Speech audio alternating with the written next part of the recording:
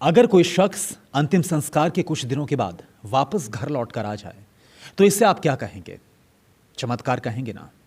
दरअसल कुछ ऐसा ही एक वाकया आंध्र प्रदेश के कृष्णा जिले में हुआ है, जहां कृष्णा जिले के कृष्णनपेट इलाके की रहने वाली मृत्युला ग्रिजमा कोरोना वायरस से संक्रमित पाई गई थी।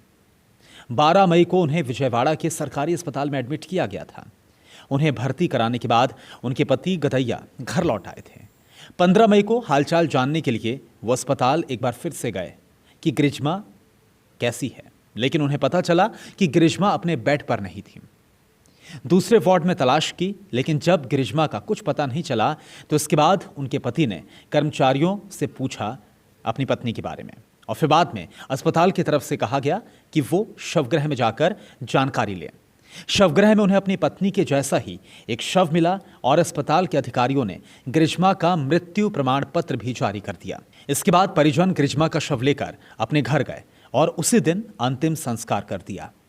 पत्नी की मौत से परेशान गदैया को दूसरा झटका इसके बाद 23 मई को लगा, जब उनके बेटे रमेश की कोरोना संक्रमण से मौत हो गई। वहीं ग्रिजमा दरअसल अस्पताल के ही दूसरे वार्ड में थी और वो ये सोचकर हैरान थी कि आखिर उन्हें कोई लेने अभी तक क्यों नहीं आया।